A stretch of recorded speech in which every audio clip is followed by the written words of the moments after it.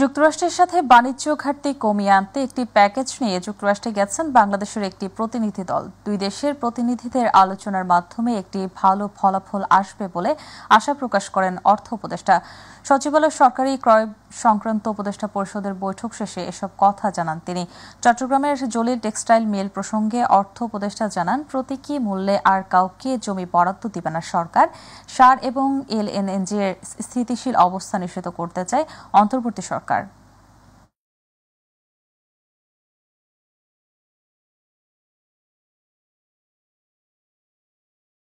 প্রতীকী মূল্য দিলে যারা নিয়ে যায় তারাও ঠিক এটাকে ইউটিলাইজ করা। আর যেখানে 10 একরের জমি দরকার, প্রতীকী মূল্য হলো আমার 100 একর লাগবে, তো এটা আমরা বলেছি দেবো, যাদেরকে দেওয়ার বলছে ওদের থেকে প্রপোজাল আসুক, যেটা এসে আপনার ফিক্স করা হয়েছে ওদেরকে। আরও আছে, ওই প্যাকেজটা নিয়ে গিয়েছে যে কি কি কিনতে পারে, কি কি না সেটা আমি এখন বলবো না এটা।